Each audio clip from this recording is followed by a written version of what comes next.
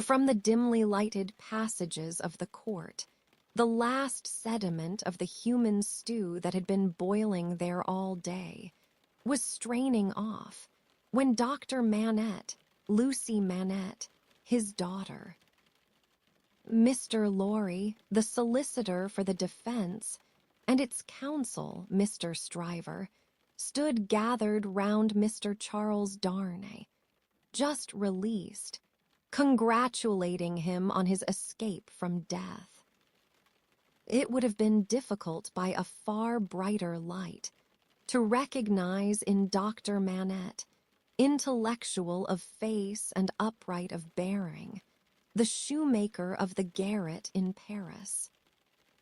Yet no one could have looked at him twice without looking again, even though the opportunity of observation had not extended to the mournful cadence of his low, grave voice, and to the abstraction that overclouded him fitfully, without any apparent reason.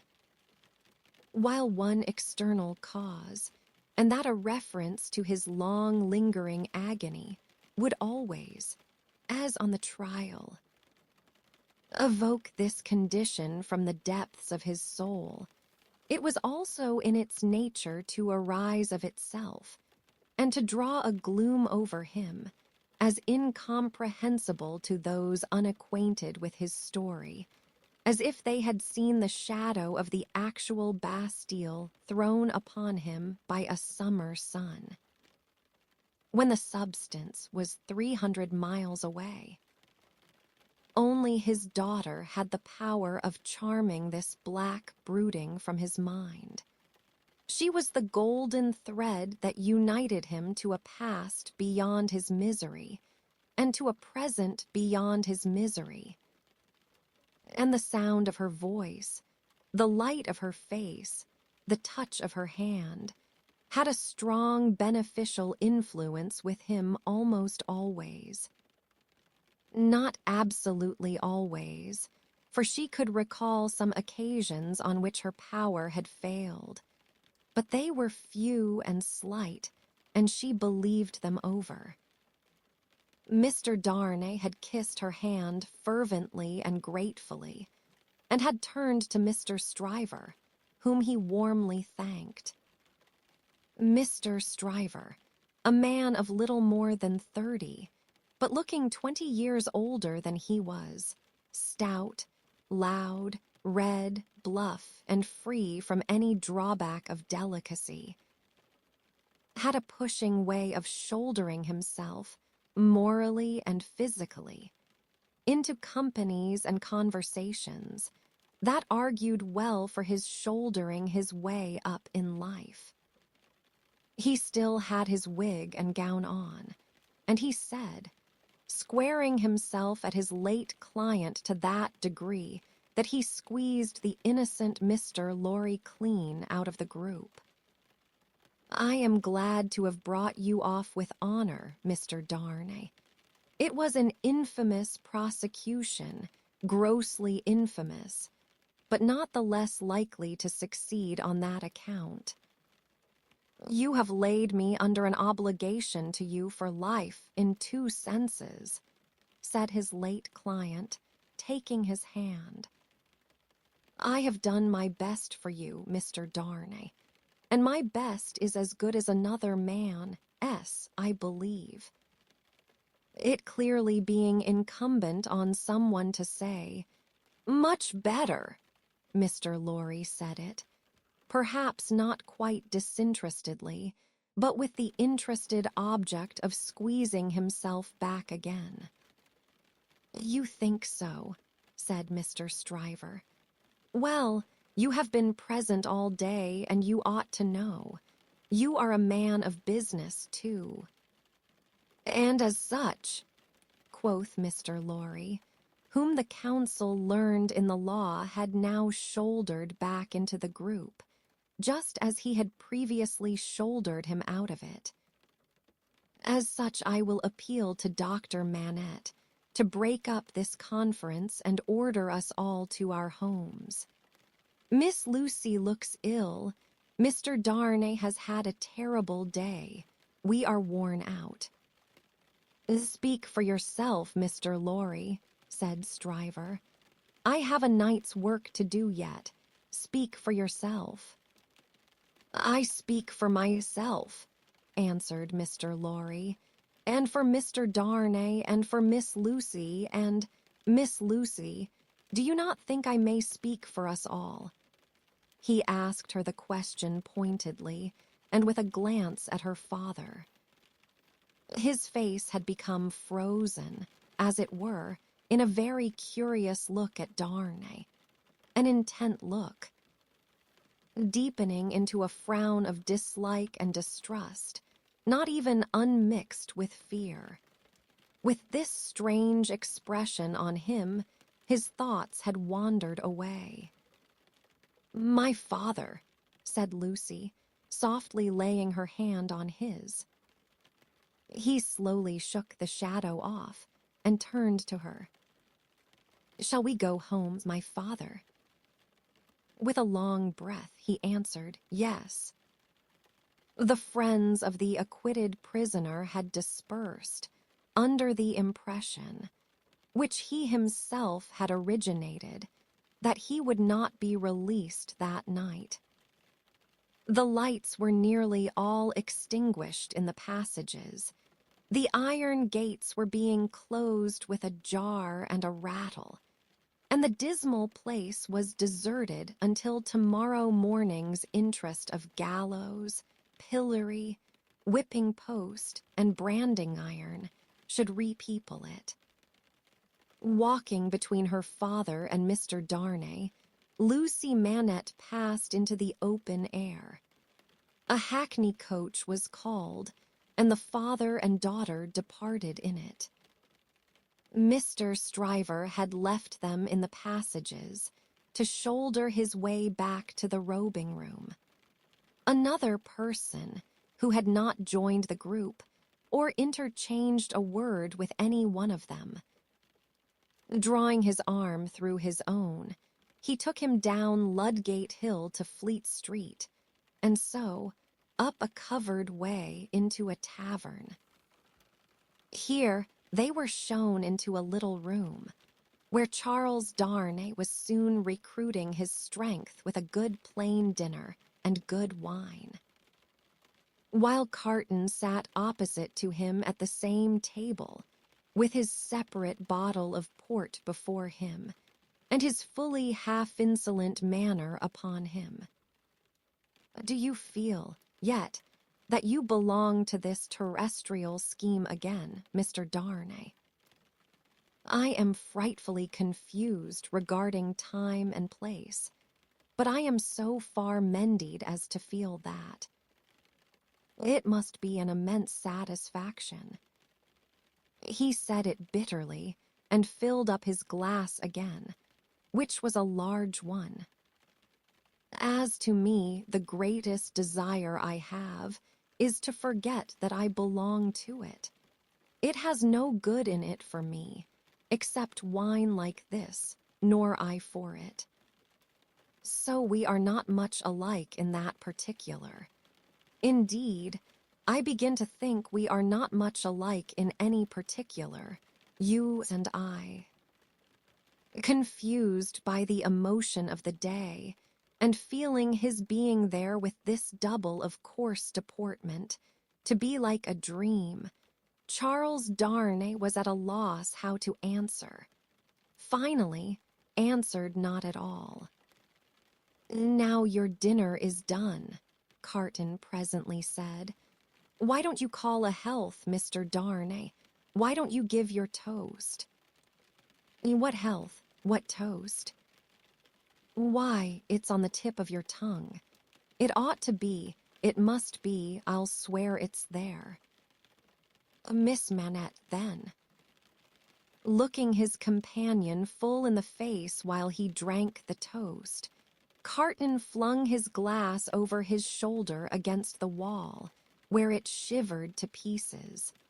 Then rang the bell and ordered in another. That's a fair young lady to hand to a coach in the dark, Mr. Darnay, he said, filling his new goblet. A slight frown and a laconic "yes" were the answer. That's a fair young lady to be pitied by and wept for by. How does it feel? Is it worth being tried for one's life? To be the object of such sympathy and compassion, Mr. Darnay. Again Darnay answered not a word. She was mightily pleased to have your message when I gave it her. Not that she showed she was pleased, but I suppose she was.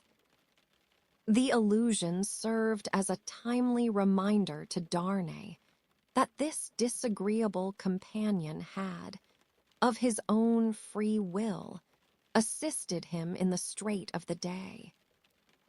He turned the dialogue to that point and thanked him for it. I neither want any thanks nor merit any, was the careless rejoinder. It was nothing to do in the first place, and I don't know why I did it in the second. Mr. Darnay, let me ask you a question. Willingly, and a small return for your good offices. Do you think I particularly like you?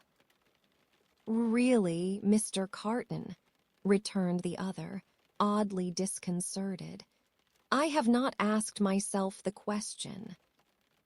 But ask yourself the question now. You have acted as if you do, but I don't think you do. I don't think I do, said Carton. I begin to have a very good opinion of your understanding. Nevertheless, pursued Darnay, rising to ring the bell, there is nothing in that, I hope, to prevent my calling the reckoning, and our parting without ill blood on either side. Carton rejoining, nothing in life, Darnay rang. Do you call the whole reckoning? Said Carton, on his answering in the affirmative. Then bring me another pint of this same wine. Drawer, and come, and wake me at 10. The bill being paid, Charles Darnay rose and wished him good night. Without returning the wish, Carton rose too, with something of a threat of defiance in his manner, and said, A last word, Mr. Darnay. You think I am drunk. I think you have been drinking, Mr. Carton. Think, you know I have been drinking. Since I must say so, I know it. Then you shall likewise know why. I am a disappointed drudge, sir. I care for no man on earth, and no man on earth cares for me. Much to be regretted. You might have used your talents better. May be so, Mr. Darnay, may be not. Don't let your sober face elate you, however. You don't know what it may come to. Good night. When he was left alone, this strange being took up a candle, went to a glass that hung against the wall, and surveyed himself minutely in it. Do you particularly like the man? He muttered, at his own image. Why should you particularly like a man who resembles you? There is nothing in you to like, you know that. Ah, confound you, what a change you have made in yourself. A good reason for taking to a man, that he shows you what you have fallen away from, and what you might have been.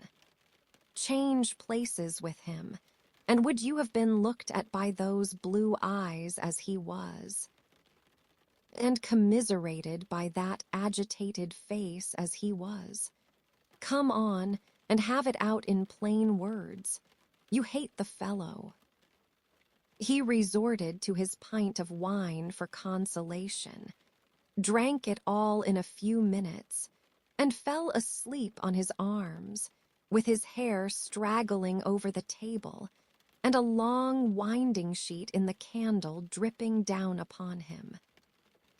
Those were drinking days, and most men drank hard. So very great is the improvement time has brought about in such habits, that a moderate statement of the quantity of wine and punch which one man would swallow in the course of a night, without any detriment to his reputation as a perfect gentleman, would seem, in these days, a ridiculous exaggeration. The learned profession of the law was certainly not behind any other learned profession in its bacchanalian propensities. Neither was Mr. Stryver, already fast shouldering his way to a large and lucrative practice, behind his compeers in this particular, any more than in the drier parts of the legal race.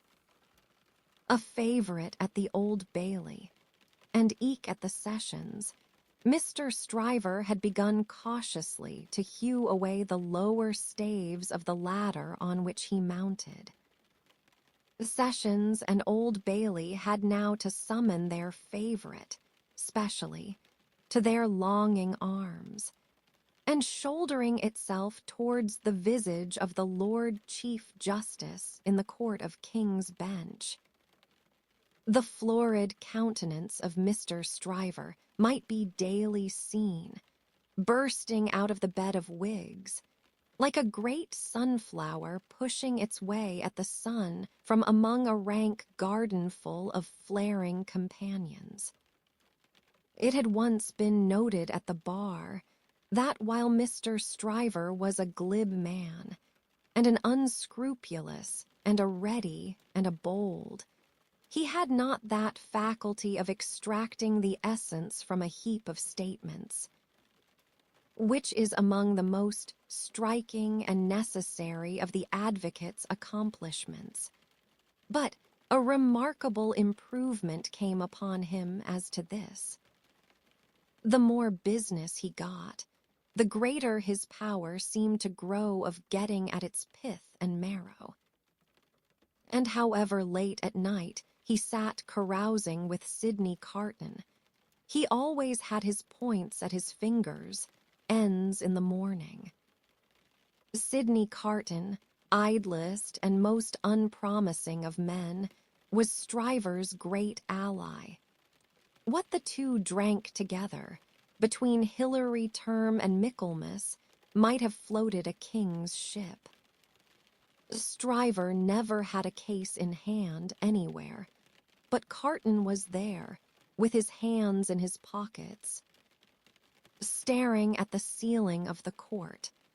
They went the same circuit, and even there they prolonged their usual orgies late into the night, and Carton was rumored to be seen at broad day, going home stealthily and unsteadily to his lodgings, like a dissipated cat. At last it began to get about, among such as were interested in the matter, that although Sidney Carton would never be a lion, he was an amazingly good jackal, and that he rendered suit and service to Stryver in that humble capacity. 10 o'clock, sir," said the man at the tavern, whom he had charged to wake him. 10 o'clock, sir." "What's the matter?" 10 o'clock, sir." "What do you mean? 10 o'clock at night?" "Yes, sir. Your honor told me to call you." "So I remember. Very well, very well." After a few dull efforts to get to sleep again, which the man dexterously combated by stirring the fire continuously for 5 minutes, he got up, tossed his hat on, and walked out. He turned into the temple, and, having revived himself by twice pacing the pavements of King's Bench Walk and Paper Buildings, turned into the Stryver chambers. The striver clerk, who never assisted at these conferences, had gone home, and the striver principal opened the door. He had his slippers on, and a loose bedgown, and his throat was bare for his greater ease. He had that rather wild, strained, seared marking about the eyes, which may be observed in all free livers of his class. From the portrait of Jeffreys downward, and which can be traced, under various disguises of art, through the portraits of every drinking age. "You are a little late, Memory," said Stryver. "'S about the usual time. It may be a quarter of an hour later." They went into a dingy room lined with books and littered with papers, where there was a blazing fire.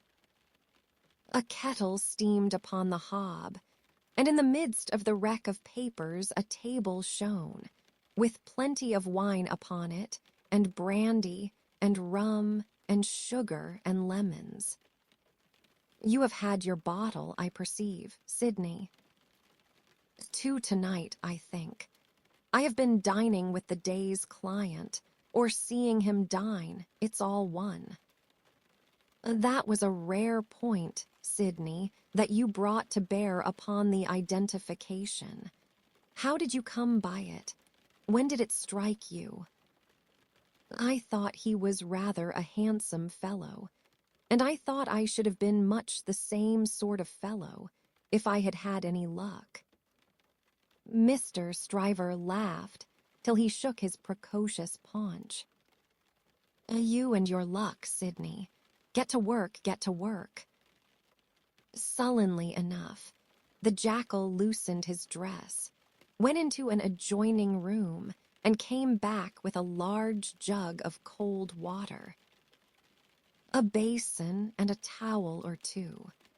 Steeping the towels in the water and partially wringing them out, he folded them on his head in a manner hideous to behold, sat down at the table, and said, "Now I am ready."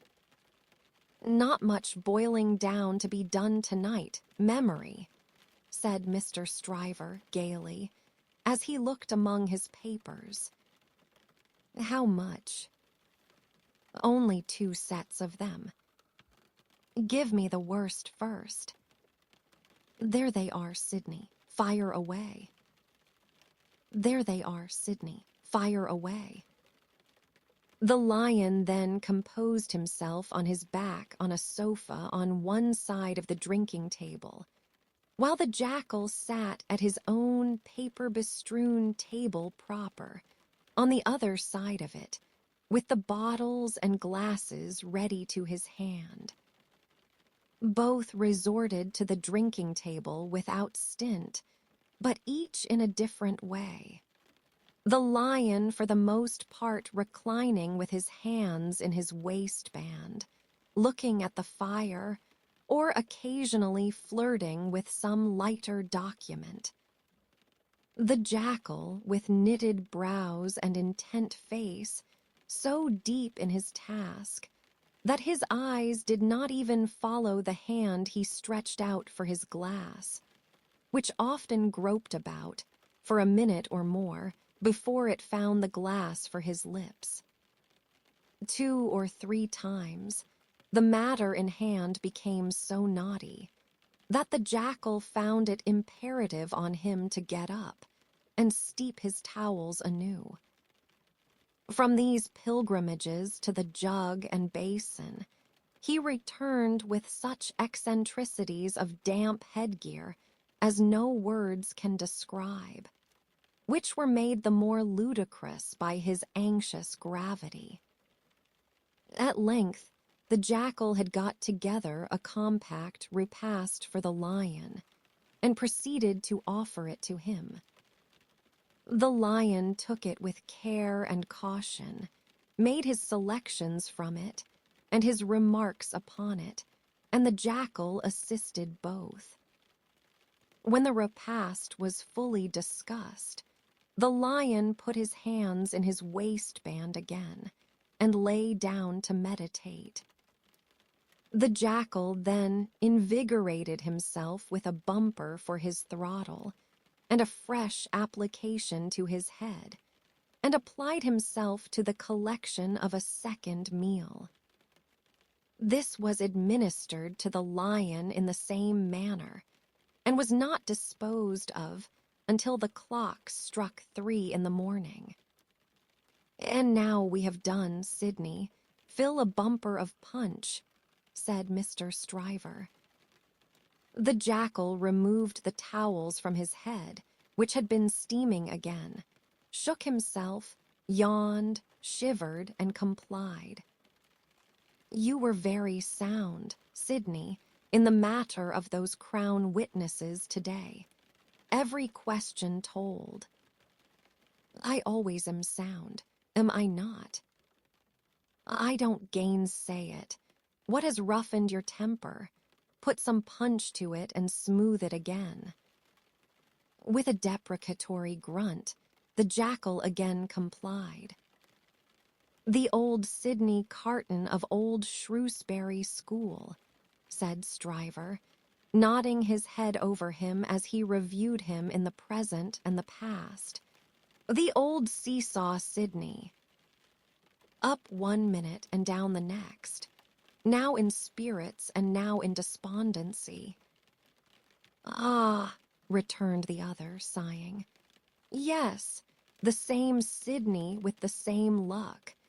Even then I did exercises for other boys and seldom did my own." "And why not?" "God knows. It was my way, I suppose." He sat, with his hands in his pockets and his legs stretched out before him, looking at the fire. "Carton," said his friend, squaring himself at him with a bullying air, as if the fire grate had been the furnace in which sustained endeavor was forged. And the one delicate thing to be done for the old Sidney Carton of old Shrewsbury School was to shoulder him into it. "Your way is, and always was, a lame way. You summon no energy and purpose. Look at me." "Oh, botheration," returned Sidney, with a lighter and more good-humored laugh. "Don't you be moral." "How have I done what I have done?" said Stryver. "How do I do what I do?" "Partly through paying me to help you, I suppose. But it's not worth your while to apostrophize me or the air about it. What you want to do, you do. You were always in the front rank, and I was always behind." "I had to get into the front rank. I was not born there, was I?" "I was not present at the ceremony, but my opinion is you were," said Carton. At this, he laughed again, and they both laughed. "Before Shrewsbury, and at Shrewsbury, and ever since Shrewsbury," pursued Carton, "you have fallen into your rank, and I have fallen into mine. Even when we were fellow students in the student quarter of Paris, picking up French and French law and other French crumbs that we didn't get much good of, you were always somewhere, and I was always nowhere." "And whose fault was that?" "Upon my soul, I am not sure that it was not yours. You were always driving and riving and shouldering and passing, to that restless degree that I had no chance for my life but in rust and repose. It's a gloomy thing, however, to talk about one's own past, with the day breaking. Turn me in some other direction before I go." "Well then, pledge me to the pretty witness," said Stryver, holding up his glass. "Are you turned in a pleasant direction?" Apparently not, for he became gloomy again. "A pretty witness," he muttered, looking down into his glass. "I have had enough of witnesses today and tonight. Who's your pretty witness?" "The picturesque doctor's daughter, Miss Manette." "Is she pretty?" "Is she not?" "No." "Why, man alive, she was the admiration of the whole court." "Rot the admiration of the whole court. Who made the Old Bailey a judge of beauty?" "She was a golden-haired doll." "Do you know Sydney?" said Mr. Stryver, looking at him with sharp eyes and slowly drawing a hand across his florid face. "Do you know, I rather thought at the time that you sympathized with the golden-haired doll and were quick to see what happened to the golden-haired doll." "Quick to see what happened? If a girl, doll or no doll, swoons within a yard or two of a man's nose, he can see it without a perspective glass." "I pledge you, but I deny the beauty. And now I'll have no more drink. I'll get to bed." When his host followed him out on the staircase with a candle, to light him down the stairs, the day was coldly looking in through its grimy windows. When he got out of the house, the air was cold and sad, the dull sky overcast, the river dark and dim, the whole scene like a lifeless desert. And wreaths of dust were spinning round and round before the morning blast, as if the desert sand had risen far away, and the first spray of it in its advance had begun to overwhelm the city. Waste forces within him, and a desert all around. This man stood still on his way across a silent terrace, and saw for a moment, lying in the wilderness before him, a mirage of honorable ambition, self-denial, and perseverance. In the fair city of this vision, there were airy galleries from which the loves and graces looked upon him, gardens in which the fruits of life hung ripening, waters of hope that sparkled in his sight. A moment, and it was gone. Climbing to a high chamber in a well of houses, he threw himself down in his clothes on a neglected bed, and its pillow was wet with wasted tears. Sadly, sadly, the sun rose. It rose upon no sadder sight than the man of good abilities and good emotions. Incapable of their directed exercise, incapable of his own help and his own happiness, sensible of the blight on him, and resigning himself to let it eat him away. The quiet lodgings of Dr. Manette were in a quiet street corner not far from Soho Square.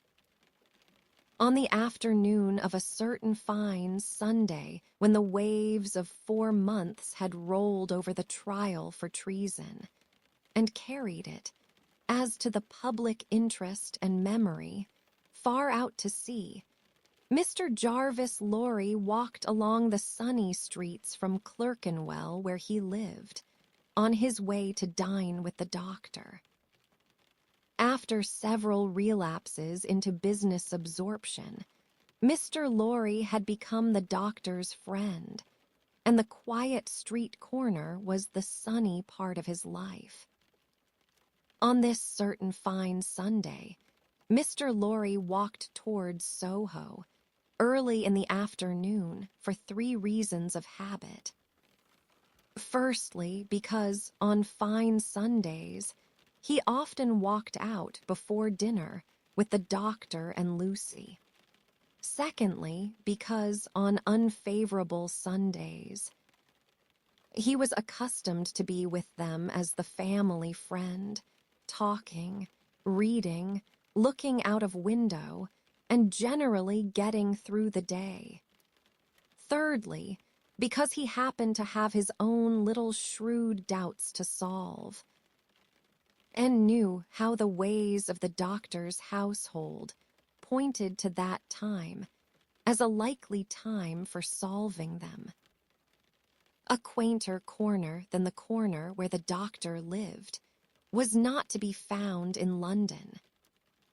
There was no way through it, and the front windows of the doctor's lodgings commanded a pleasant little vista of street that had a congenial air of retirement on it. There were few buildings then, north of the Oxford Road, and forest trees flourished, and wild flowers grew, and the hawthorn blossomed in the now vanished fields. As a consequence, country airs circulated in Soho with vigorous freedom, instead of languishing into the parish like stray paupers without a settlement. And there was many a good south wall, not far off, on which the peaches ripened in their season. The summer light struck into the corner brilliantly in the earlier part of the day. But when the streets grew hot, the corner was in shadow, though not in shadow so remote but that you could see beyond it into a glare of brightness. It was a cool spot, staid but cheerful, a wonderful place for echoes, and a very harbor from the raging streets. There ought to have been a tranquil bark in such an anchorage, and there was. The doctor occupied 2 floors of a large, stiff house, where several callings purported to be pursued by day, but whereof little was audible any day, and which was shunned by all of them at night. In a building at the back, attainable by a courtyard where a plane tree rustled its green leaves, church organs claimed to be made, and silver to be chased, and likewise gold to be beaten by some mysterious giant who had a golden arm starting out of the wall of the front hall, as if he had beaten himself precious, and menaced a similar conversion of all visitors. Very little of these trades, or of a lonely lodger rumored to live upstairs, or of a dim coach-trimming maker asserted to have a counting-house below, was ever heard or seen. These, however, were only the exceptions required to prove the rule that the sparrows in the plane tree behind the house, and the echoes in the corner before it, had their own way from Sunday morning unto Saturday night. Dr. Manette received such patience here as his old reputation, and its revival in the floating whispers of his story brought him. His scientific knowledge, and his vigilance and skill in conducting ingenious experiments, brought him otherwise into moderate request, and he earned as much as he wanted. These things were within Mr. Jarvis Lorry's knowledge, thoughts, and notice, when he rang the doorbell of the tranquil house in the corner, on the fine Sunday afternoon. Dr. Manette at home. Expected home. Miss Lucy at home.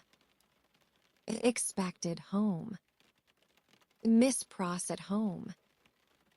Possibly at home, but of a certainty impossible for handmaid to anticipate intentions of Miss Pross, as to admission or denial of the fact. "As I am at home myself," said Mr. Lorry, "I'll go upstairs." Although the doctor's daughter had known nothing of the country of her birth, she appeared to have innately derived from it that ability to make much of little means, which is one of its most useful and most agreeable characteristics. Simple as the furniture was, it was set off by so many little adornments, of no value but for their taste and fancy, that its effect was delightful. The disposition of everything in the rooms, from the largest object to the least, the arrangement of colors, the elegant variety and contrast obtained by thrift in trifles, by delicate hands, clear eyes, and good sense, were at once so pleasant in themselves and so expressive of their originator that, as Mr. Lorry stood looking about him, the very chairs and tables seemed to ask him, with something of that peculiar expression which he knew so well by this time, whether he approved.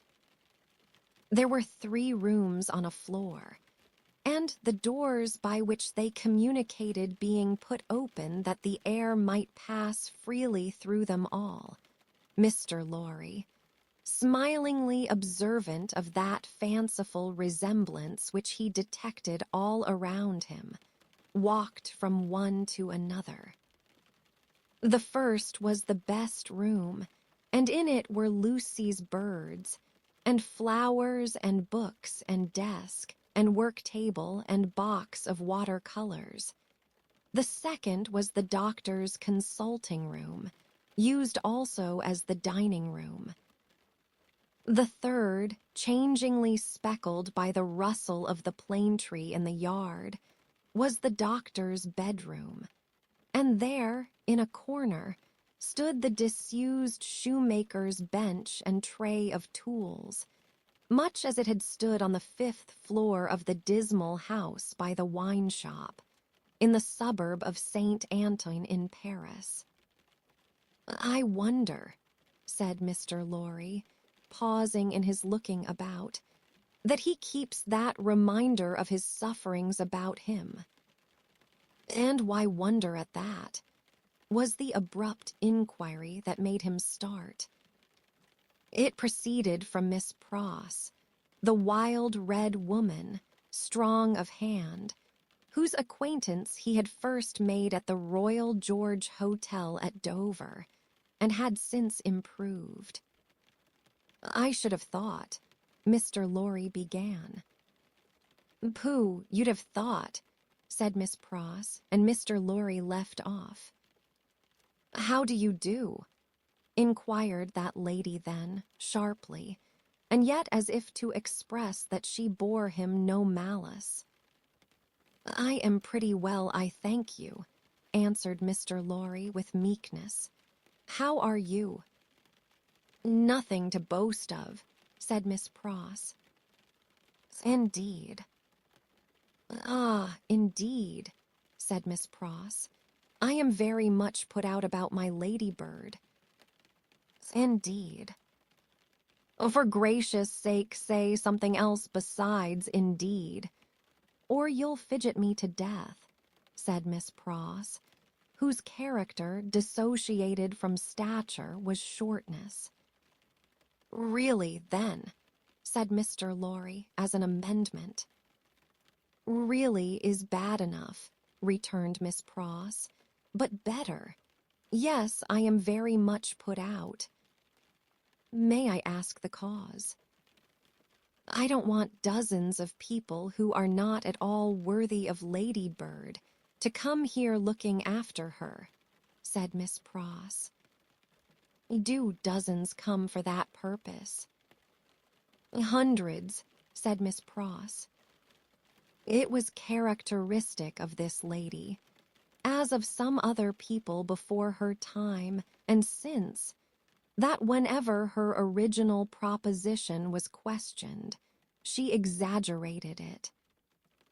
"Dear me," said Mr. Lorry, as the safest remark he could think of, "I have lived with the darling, or the darling has lived with me and paid me for it, which she certainly should never have done. You may take your affidavit. If I could have afforded to keep either myself or her for nothing, since she was 10 years old. And it's really very hard, said Miss Pross. Not seeing with precision what was very hard, Mr. Lorry shook his head, using that important part of himself as a sort of fairy cloak that would fit anything.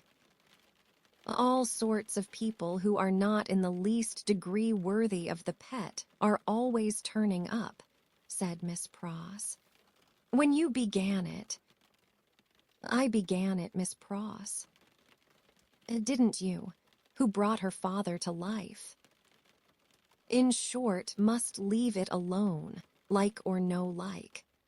Sometimes he gets up in the dead of the night and will be heard by us overhead there, walking up and down in his room. Ladybird has learnt to know then that his mind is walking up and down in his old prison.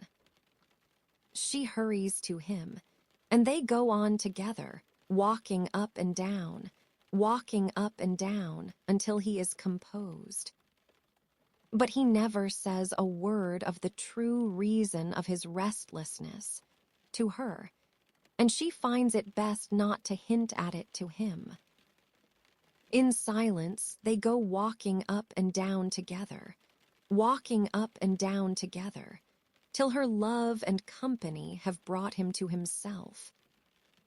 Notwithstanding Miss Pross's denial of her own imagination, there was a perception of the pain of being monotonously haunted by one sad idea, in her repetition of the phrase, walking up and down, which testified to her possessing such a thing. The corner has been mentioned as a wonderful corner for echoes. It had begun to echo so resoundingly to the tread of coming feet that it seemed as though the very mention of that weary pacing to and fro had set it going. Here they are, said Miss Pross, rising to break up the conference. And now we shall have hundreds of people pretty soon. It was such a curious corner in its acoustical properties, such a peculiar ear of a place, that as Mr. Lorry stood at the open window, looking for the father and daughter whose steps he heard. He fancied they would never approach. Not only would the echoes die away, as though the steps had gone, but echoes of other steps that never came would be heard in their stead, and would die away for good when they seemed close at hand. However, father and daughter did at last appear, and Miss Pross was ready at the street door to receive them. Miss Pross was a pleasant sight, albeit wild and red and grim, taking off her darling's bonnet when she came upstairs, and touching it up with the ends of her handkerchief and blowing the dust off it, and folding her mantle ready for laying by, and smoothing her rich hair with as much pride as she could possibly have taken in her own hair if she had been the vainest and handsomest of women.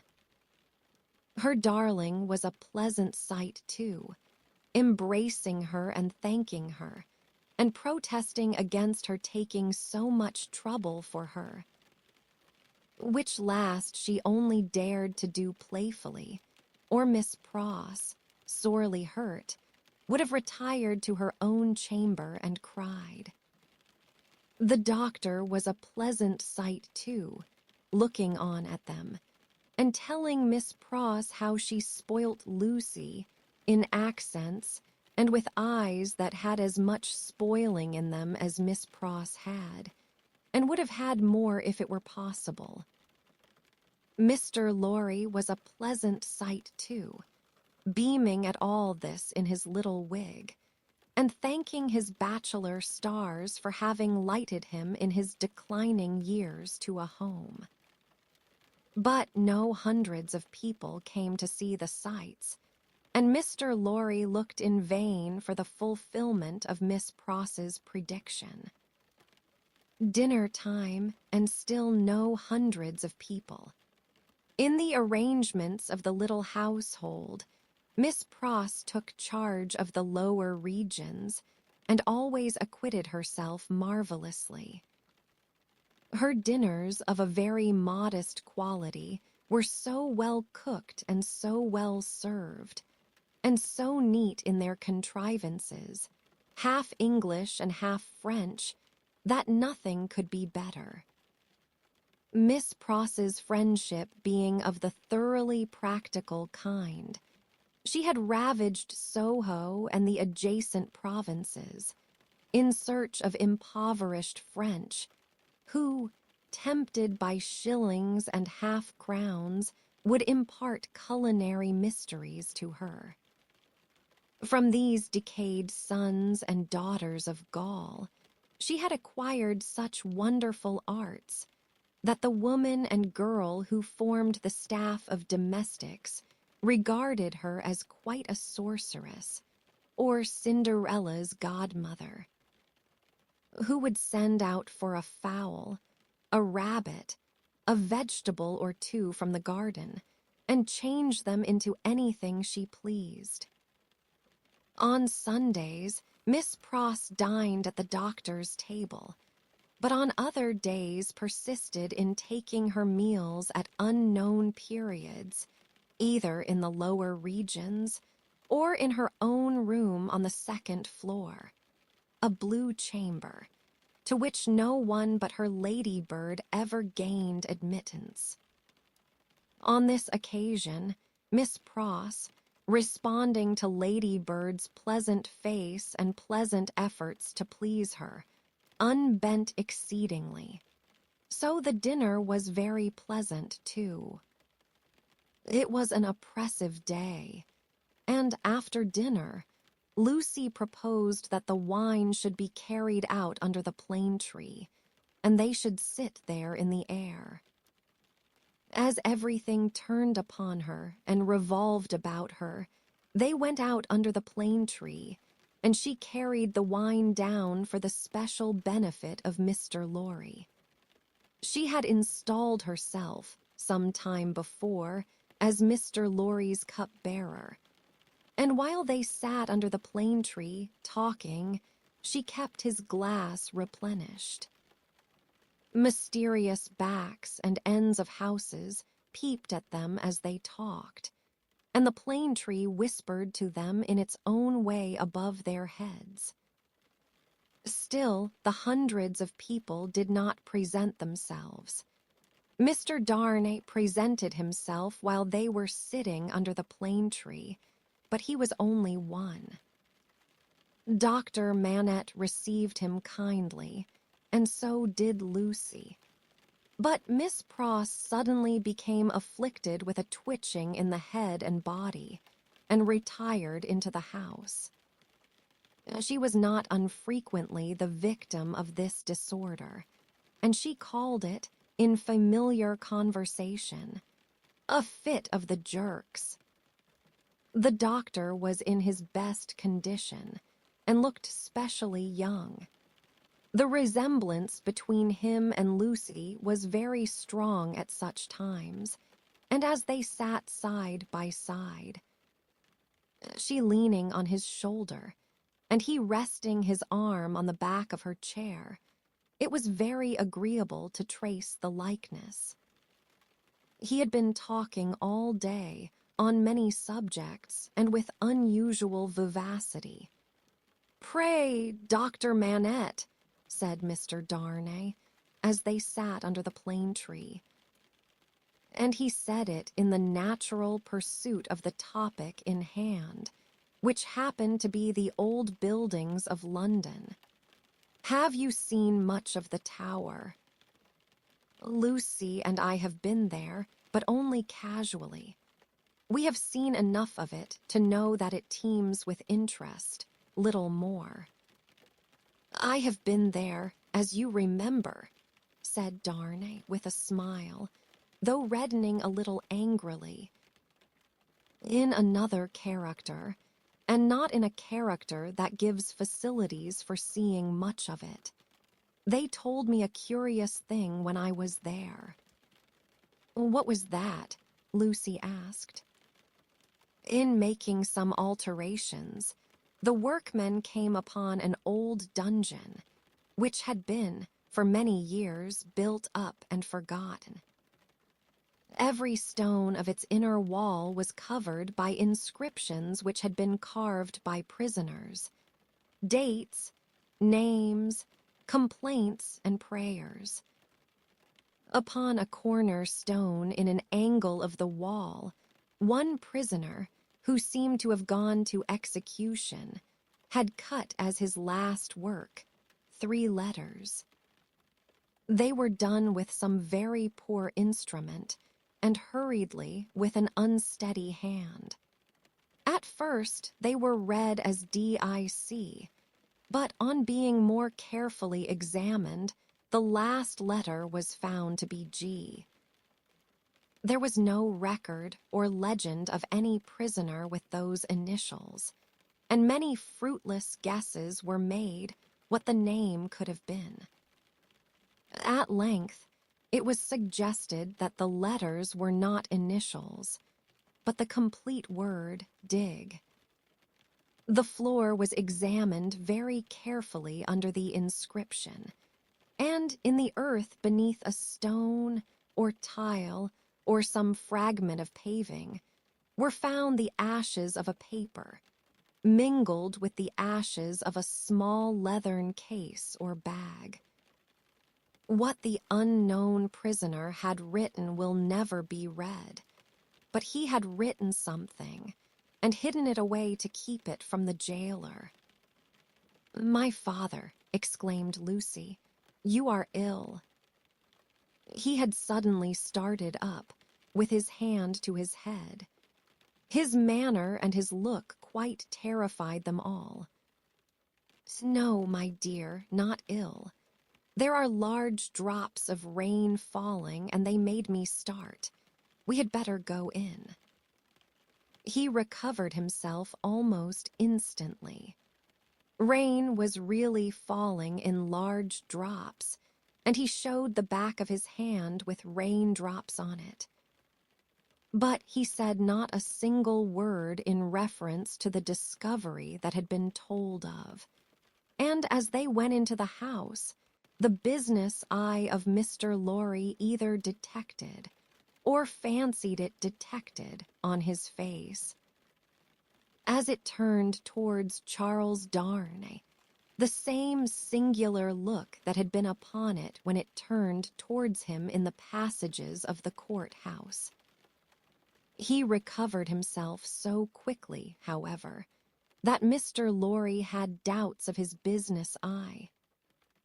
The arm of the golden giant in the hall was not more steady than he was, when he stopped under it to remark to them that he was not yet proof against slight surprises, if he ever would be, and that the rain had startled him. Tea time and Miss Pross making tea, with another fit of the jerks upon her, and yet no hundreds of people. Mr. Carton had lounged in, but he made only 2. The night was so very sultry that although they sat with doors and windows open, they were overpowered by heat. When the tea-table was done with, they all moved to one of the windows and looked out into the heavy twilight. Lucy sat by her father. Darnay sat beside her.